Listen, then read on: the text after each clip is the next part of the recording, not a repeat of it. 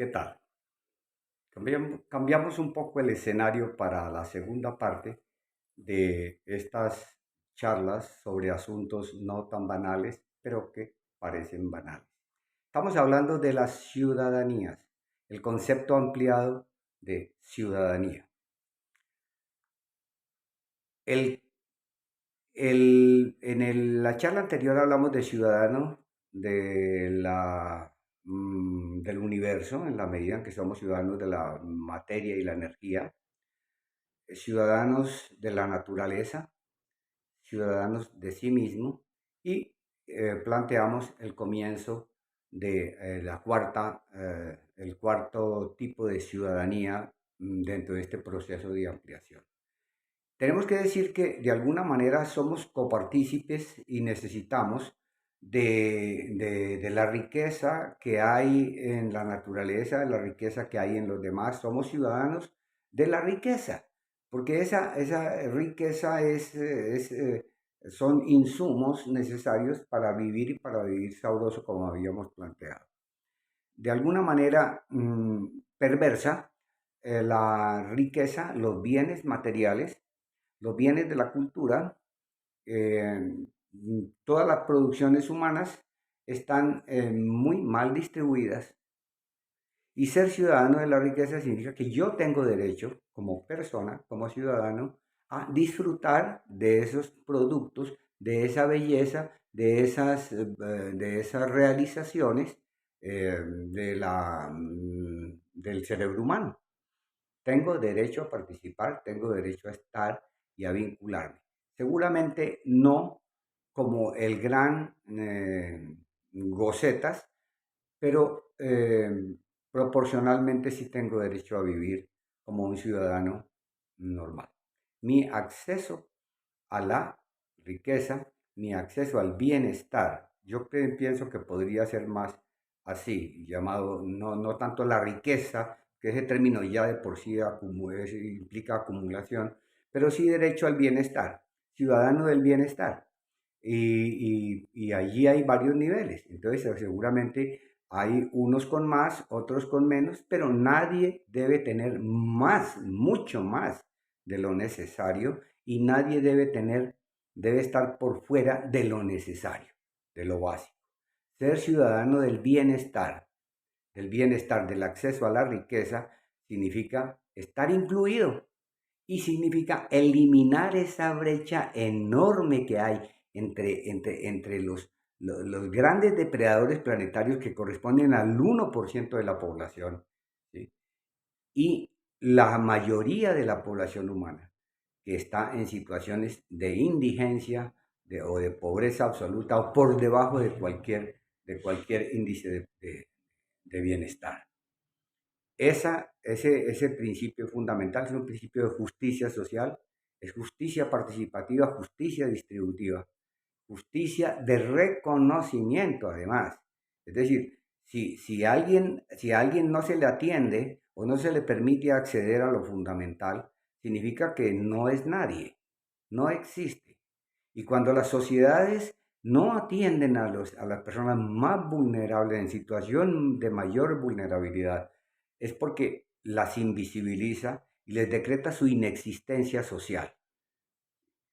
Cuando se reconoce al ser humano como sujeto de derechos, del bienestar, para la vida digna, el acceso a su porción de riqueza, entonces estamos rehaciendo el reconocimiento del otro. Entonces es justicia por el reconocimiento, justicia distributiva o redistributiva, partiendo del reconocimiento del otro.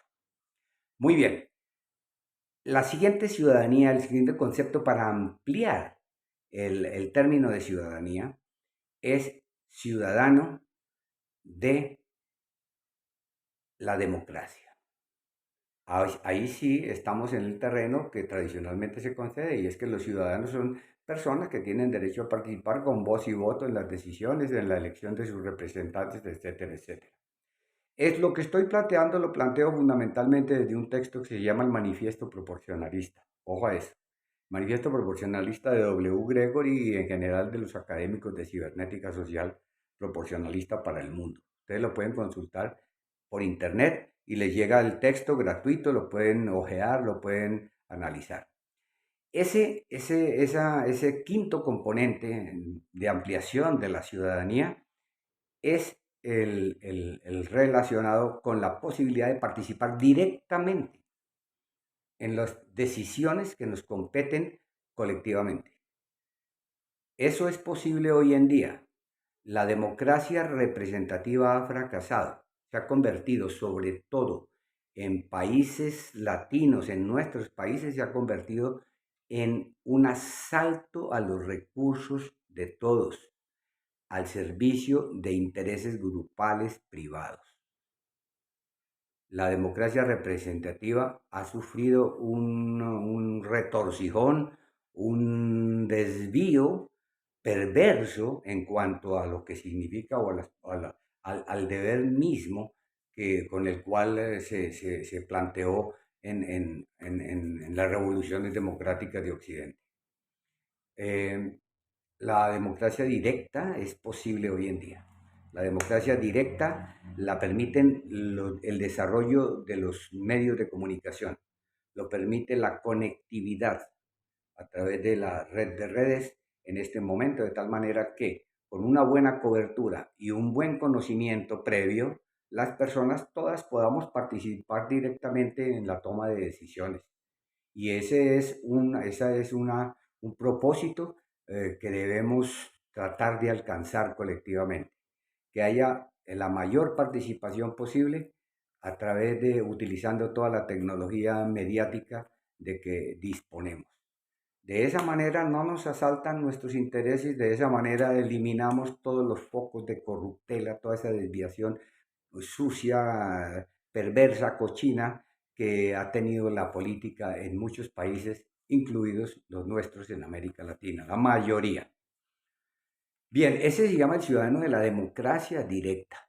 Y nos queda otra ciudadanía, por lo menos otra ciudadanía que es la ciudadanía de las tres culturas. Cuando hablamos de tres culturas estamos refiriéndonos también a un concepto ampliado de cultura. ¿Por qué? Porque generalmente en nuestros ministerios de cultura se considera que es aquello que está relacionado con el folclore, de pronto con el cine, con la danza, con algunas expresiones artísticas y eventualmente van un poco más allá cuando se habla de patrimonio cultural de la nación, un edificio, una ciudad antigua, etcétera. Pero no va más allá. Y la verdad es que cultura, como lo planteamos en otro video que les estamos dejando, tiene que ver con todas aquellas concreciones del cerebro humano. La cultura humana es una cultura, son los productos del cerebro de los humanos, lo que hacemos los humanos con nuestro cerebro. ¿Sí? Y lo que hacemos no es solamente estos componentes artísticos, sino que mirándolo tricerebralmente, o sea, desde los procesos lógico-analíticos del cerebro, en lo que llamamos en cibernética social el cerebro izquierdo, es todo lo que tiene que ver con el conocimiento, el desarrollo de la ciencia, toda la explicación de la realidad, las explicaciones que nos damos sobre la realidad, ¿sí? Que son construcciones desde el cerebro, pero que compartimos y que objetivamente tienen unas metodologías de producción, que tienen una cierta rigurosidad y tienen unos parámetros para decir esto es verdad o esto es verdadero, independientemente de la subjetividad que pueda haber involucrada allí. Entonces, necesitamos como ciudadanos acceder al conocimiento y claro, como decisión política de los pueblos, a través de la democracia directa, tiene que entrar o participar, tiene que generarse posibilidades de entrar en esa cultura del conocimiento. Es decir, no debe haber pueblos analfabetas. No puede haber pueblos analfabetas en el siglo XXI. Tiene todo el mundo que saber por lo menos leer y escribir y después tiene que aprender tecnologías y después tiene que aprender conocimientos y después tiene que llegar a un nivel de crítica del mismo conocimiento, porque ese acceso a la cultura están por lo menos 4 niveles del cerebro, ¿no? No todos somos científicos de alto nivel, no. Necesitamos gente que sepa comunicarse, gente que sepa clasificar, gente que sepa investigar y gente que sepa hacer crítica de las teorías. Entonces es todo un entramado cultural desde el punto de vista del cerebro izquierdo. Necesitamos ser ciudadanos, entonces sigamos con el cerebro derecho. El cerebro derecho, cerebro emocional, cerebro creativo. Y en ese cerebro creativo, el ciudadano debe apropiarse, debe facilitársele al ciudadano la posibilidad de acceder al arte, a expresiones artísticas cualesquiera sean. ¿Sí? Esas expresiones artísticas y espirituales, de tal manera que desarrolle su autonomía emocional y su capacidad expresiva a través de las artes, a través de la cuentística, a través de las narrativas, a través de todas estas expresiones de emoción, de emocionalidad, que son parte constitutiva de nuestro ciudadano de sí mismo, ciudadano que hacíamos referencia previamente. El desarrollo de estas competencias ciudadanas de la cultura, ciudadanos de la cultura, también va por niveles. No todo el mundo es escritor, no todo el mundo es literato, no todos hacemos poemas, pero algunos cantamos muy bien, otros cantamos menos bien y algunos apenas tarareamos.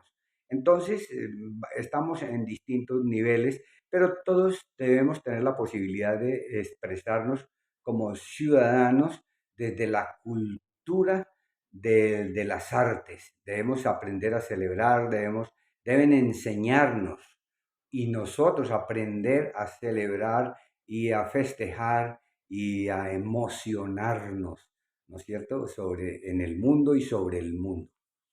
Y el ciudadano, ya tricerebralmente, siguiendo la tricerebralidad del mundo del conocimiento práctico. Entonces, ser ciudadano de las tres culturas significa también acceder a la cultura material.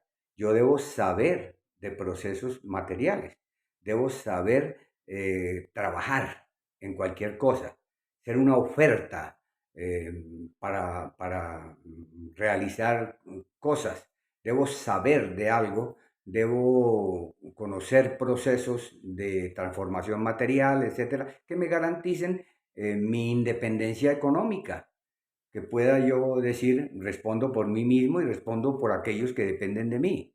Entonces, ayudar por lo menos a aquellos que son producto de mi propia sexualidad, de mi propia vivencia. Entonces, ese acceso a las tres culturas es un asunto también fundamental que nos consolida como ciudadanos de la cultura. La cultura, repito, no es un solo componente, son tres culturas. La del conocimiento, la de la creatividad y las artes y la espiritualidad y la cultura material. Tres. Hay también en la propuesta del manifiesto una ya séptima, octava, ¿no? Ciudadanía, ciudadanía del infinito. ¿Y cómo me concibo hacia el infinito? Voy a trascender, ¿cómo trasciendo? ¿De qué manera trascendemos? ¿Reencarnamos? ¿Qué pasa? ¿Sigo vibrando como partícula subatómica en partícula cuántica en el universo? ¿Qué va a pasar conmigo? ¿Qué va a pasar con nosotros? De alguna manera hemos sido y somos para otros y desde otros. Con esto espero que tengamos una visión ampliada de lo que significa ser ciudadanos. Muy buenas noches.